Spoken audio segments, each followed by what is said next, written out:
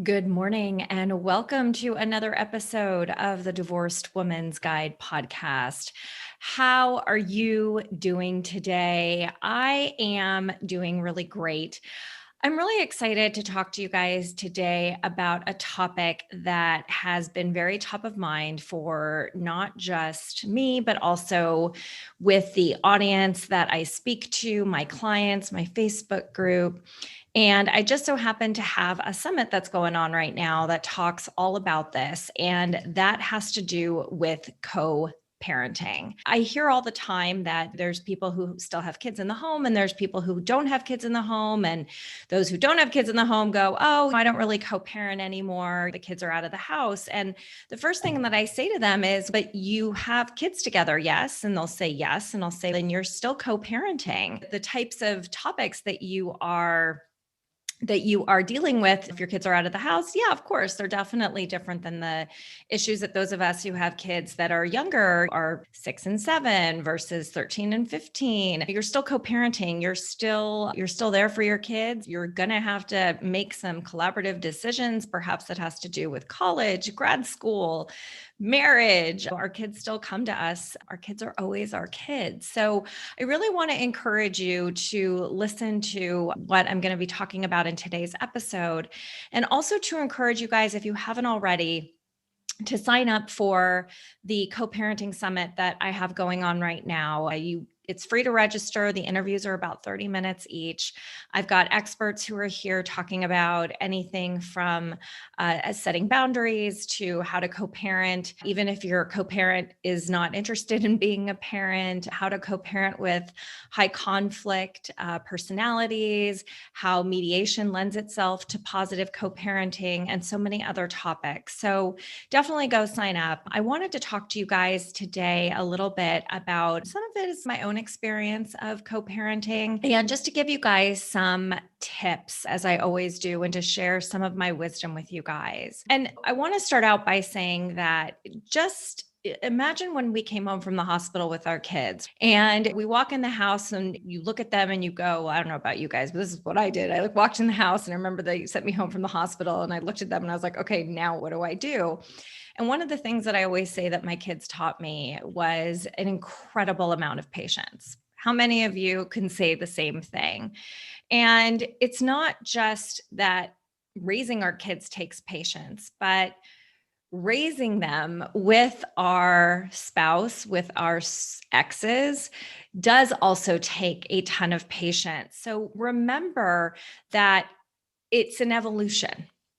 The way that things are today doesn't necessarily mean that's how it's always going to be. I remember raising my boys. Wow, talk about having to learn a whole lot of patience. And some days I was better than others. And co parenting is no different. And let's just be real, getting along with our exes, it's not always easy, especially as we are in the divorce process or even on the other side. And I'm a huge believer that you really don't have to be friends. Now, I'm not saying that it's not possible. I'm not saying that it's not something that all of us strive to do. But what I do want to tell you guys, and this is where some tough love is going to be coming in, is that we do need to suck it up and be a team with our co-parent for the sake of our kids. And that's just a fact. The reason being is that you had these kids together, you are here raising them together, and you get to figure out what this relationship, this new relationship that you've created, gets to look like. And the way in which I like to think about co-parenting is really, it's about child-centered decision making, right? It's a child-centered plan that you guys are creating together. And to me, what that means is that you are making choices in the best interest of your kids so that our kids thrive. That's all we ever want. I know that each and every one of you listening, if you do have kids, that's what we want in life, is to see our kids thriving and happy.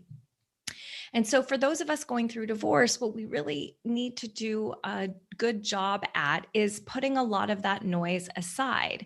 No matter how loud or how messy the breakup is, or how different you guys are showing up as parents, that has to do with different parenting styles. And Listen, I get it. It's not, you're never going to approve of the other person. Let's just be real. There's going to be good days, there's going to be bad days. One of the things that I've heard, I believe it was Jen Hurwitz say that you have to love your children more than you dislike your former spouse. That's the key, to love your children more. And in order for you to love your children more, to me, what that means is that you get to do the work on yourself and heal yourself from the process that you are going through separating and divorcing your spouse. And if you are somebody who has done the work and are allowing yourself to shift and change and step into your new role as mom or dad versus wife or husband, you are letting go of the hurt. You're not bringing that into the co-parenting relationship versus those of you who have not done the work, okay, who are not asking for help, who are not healing themselves. Unfortunately, what you're doing is you're bringing that hurt into your co-parenting relationship. And so what happens is even the smallest decision that you have to make, okay, it turns into a fight. And so I see this all the time. Okay. And I'm guilty of it. I'm very guilty of it early on. Anytime a decision had to be made, it, it would blow up into nothing or into something from nothing. And one of the things that I encourage my clients and that I'd love to encourage those of you who are listening to this to do is to see the relationship as one where it's almost like you guys are complete versus seeing it as something that failed. I hear all the time people say, oh, our marriage failed, or excuse me, I failed. Instead of, yes, it was your marriage that failed. And at the same time, your time together was over. It is complete. And when you are able to do the work, when you're able to self reflect, when you're able to take responsibility and own your part in the relationship ending, you'll wind up being more joyful, have more peace, have more freedom, and co parent with an ease and with more intention and how it is that you want to see your kids thriving. And I was talking to a client the other day, and I had said something to her that really resonated that I want to share with you guys. And that is, in those moments where you just get really frustrated or you don't like a decision that was being made, I say to her all the time, or I said to her that what I do all the time is I look at my boys because they're the reminder of all the good and all the love that we had. And while I know that we broke up for a reason, I look at them and remember that there was good in that relationship. And that kind of takes me out of the weeds of dislike and hatred and anger. And I look at my boys and remember without him, I wouldn't have them. And so that's how I'm able to really shift and find some level of appreciation for him and for his role in my kids' lives. And what I have found is that I think a lot of us have an expectation that our relationship with our co-parent is supposed to be, we want it to be amazing, or we have expectations that the person has changed. And then we get mad when they don't show up in the way that we dream them to be, right? And I quickly remind my clients and say, was he ever like that? Or was she ever like that in your marriage? And they'll say, no, but, and then I'll stop them. So what I find is really easy, or just, I shouldn't say easy, but what I have found to be almost like a perspective shift that I want to encourage you guys to think about with your co-parent is thinking of it as more of like a business relationship. And I say that because in business, there's no emotion. And so if you think of your co-parenting relationship as something more, you're really able to communicate from a better place. You're able to set better boundaries for yourself. You're able to make decisions that are child-centered. In a business, you're making decisions that are best for the company. In this case, it's your kids. And then you find yourself communicating more as a team. And I find that is really a helpful way for me to be able to pivot myself or even just to catch myself when I notice that I'm heading into argument land. Because listen, disagreements arise. Let's just, they happen. You're not always going to see eye to eye. And I am not perfect. I don't catch myself every single time. Okay. But the one thing that I am extremely cognizant of, and I have been since day one, is to keep those disagreements or those heated moments away from my children as much as possible. And this happened also with a client the other day too, which is that her ex texted her that he wanted to have a conversation with her when the kids weren't around.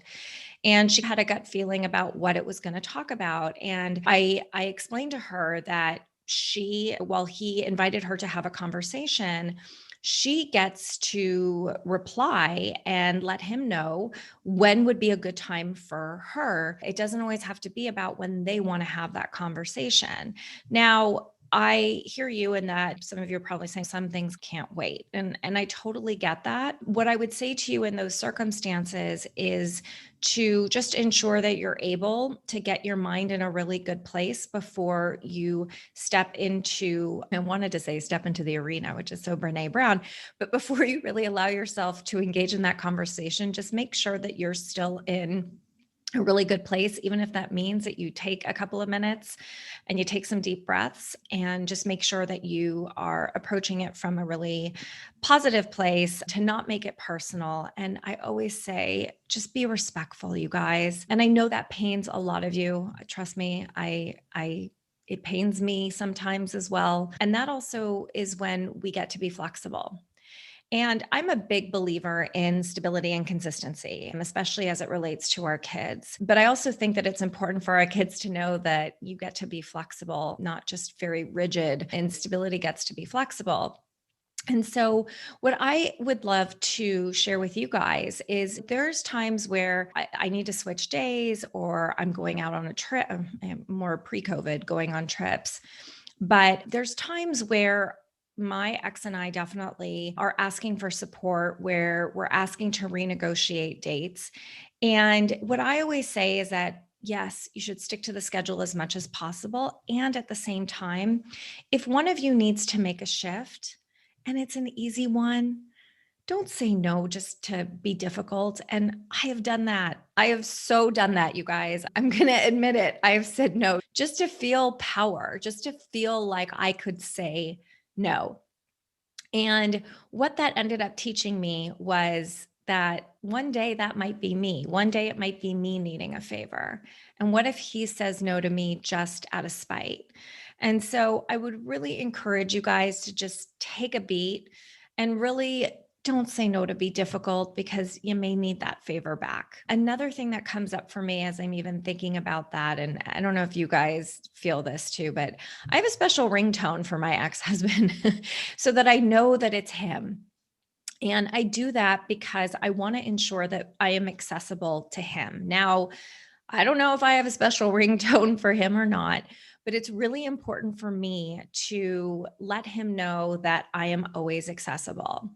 And I know so many times, and so many of us, it's the last, when that number pops up, you get that physical emotion, right? You get that physical reaction. How many of you understand what I'm talking about? And I still get a physical reaction. It's shifted. But when you're co-parenting, it's really important to really just understand that you guys are raising these kids together. You're going to have to communicate. It is just inevitable. But what's important is that you don't have to necessarily jump at their beck and call every single time. If you're available to talk, then just pick up the phone. If it's a text, read it, soak it in, and respond after you. Some text messages create a reaction. Well, take a second and respond when you're calm. Part of this too is that you and your co-parent get to decide what means of communication work for you. Now, in the beginning of my divorce, oh my God, text and phone were just bad, awful, not something like no, big no's.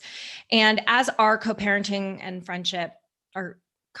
relationship and our friendship wound up getting more solid and the bitterness was going away, we were able to slowly bring back in phone calls and text messages. And the way that we've established how we communicate is emails are for things that aren't necessarily urgent, or they're for switching dates. So we have it in writing.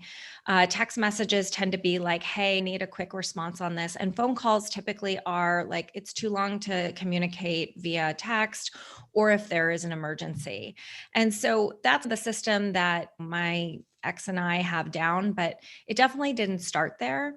So I want you guys to just also open yourselves up to the possibility that the way that you're communicating now, or the best way that you get to communicate with your ex today, doesn't necessarily mean that's how it's going to be a year, a couple years down the road. But what I have found is that by us creating this system of what method of communication to use when, enabled us to show our boys that we are able to communicate kindly and respectfully. And there have even been some times where my boys have made comments where they're like, oh, look, you two are getting along. And I know that they make those little comments, but I also feels good to know that my kids are seeing that their dad and I are able to have calm and respectful conversations. And what that gets into as well is ensuring that we really pay attention to the language that we use when we're talking about our exes. And this comes into play no matter how angry you are. I wasn't feeling well last night, and I asked my ex-husband if he could help me in terms of picking up one of our kids last night because he had something after, like, late after school. And unfortunately, he wasn't able to help me. It was a very last minute ask. I knew it was a stretch, but I thought, what the hell? I'll try anyway. And my son knew that I was going to ask his dad because I wasn't feeling great. And when I picked him up, he started poking at me and asking, oh, what did dad say? And why wasn't dad able to help? And I could have used that moment to be like, oh, your dad, done. I could have gone down a path of negative communication. And I caught myself and really made sure to just let him know that, listen, dad is really great at helping me when he's able to, and those times that he can't, I know that it's something that he can't move. And it was very last minute, and I have to respect that. And if I had chosen to go down the other route, you guys, what ends up happening is we create this dynamic with our kids where sometimes they feel like they have to choose. We're teaching them that it's okay to talk disrespectfully about somebody, and sometimes I feel like it may even cause our kids to feel a little insecure. Remember that our kids know very well that they are a product of you and their other parent. And so if our kids see that we argue, that we're disrespectful, that we can't stand to be in the same room, it does impact our kids' self-worth. So I encourage you guys to think about that the next time that you are engaging in a conversation or you are speaking about your ex or your co-parent. Is really, again, it's all about putting your kids in the center. And I always like to preach, and as we're coming to the end of this episode, I always like to talk about, it's really important, you guys, to have a network of support. Okay. And it's great to have friends and family. Lord knows I wouldn't be sitting where I am today if it weren't for my friends and family. And at the same time, I also know that while they love me, they were not the supports they were not the only support system that I got to include on my team. And the reason I say that is because if you are not surrounding yourself with people who understand what it is that you are going through, it's really hard for you to get the empathy that you need, because a lot of times, I'm sure you guys can relate to this, where people will say sometimes, oh, it's his or her loss, oh, you're better off without them. And that's great, but as somebody going through divorce, like, you're not hearing, that's not where you are. And it's really important, not just in your emotional process, but also as you are navigating this new co-parenting relationship, because tensions can tend to run high. And I really encourage you guys to get that support. And I know that there's a lot of great Facebook groups. I'm going to plug mine because it's a really beautiful community where you get support. And that community is intended to it's not a competition. It's really about holding space for you and getting curious about what it is that you're feeling and what's underneath that. You guys, I want to end this podcast with some words of wisdom from Wendy's Words of Wisdom. Let's call it that. First and foremost, okay? No matter how A-type personality, control freak, AKA me, I'm still work on it, but you can't control your former partner, guys. You just can't. No matter how much you want to, or you believe if you say it this way, you can phrase things in ways. I'm all about phrasing things, especially those of you who are dealing with high conflict personalities. But the one thing that I know to be true is that you have control over your own actions. You get to focus on creating a safe and emotionally supportive space for your children that is free of negativity. And when your children are growing up, they'll understand that and appreciate, to be honest, that was the way that you chose to engage in conversation with your co-parent.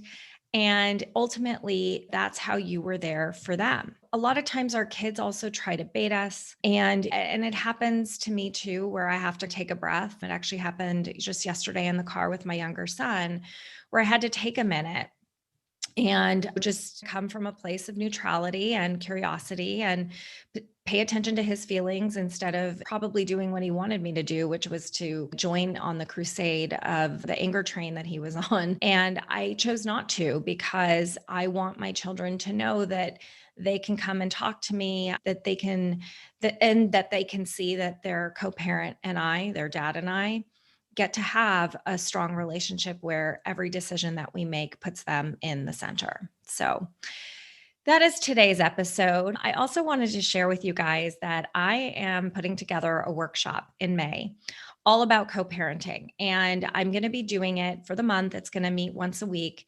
And it's really going to be one of those workshops where we're going to be diving in to your life. We're going to be role playing. We're going to be giving you scripts almost of how to navigate a co-parenting relationship as it relates to 4 different areas. Number 1 is boundaries. You've got to have boundaries with your co-parent. That is what is going to enable your co-parenting relationship to flourish. Number 2, communication. Learning how to communicate with your co-parent based on your specific situation and helping you to individualize what that communication gets to look like. Number 3, your kids, how it is that you get to co-parent or show up as a co-parent that will enable your kids to thrive. And number 4 is when you are co-parenting, how to introduce new relationships, or when you are being told new people and new relationships are being introduced to your kids. So those are the 4 topics. Each one is going to happen once a week. Be sure to join my email list, which you can get to from my website, which is wendysterling.net. That's where I'm going to be announcing it. Registration is going to start the end of this week. Sorry for those of you who may not be listening. Registration will open up on Friday. What is that? I think it's Friday, April 23rd, for you guys to sign up and to join me at that workshop. So again, hope you guys really loved today's podcast. I would love to hear what resonated, what was something I said that you wrote down. Perhaps you have a question. I'm always open to hearing your responses. So please feel free to reach out. Email me, wendy@wendysterling.net. You can also DM me on Facebook if you'd like, whatever method of communication is best. Thank you guys so much for listening to today's episode. And I am sending you all tons of love, light, and joy. Mwah. Have a beautiful rest of your day.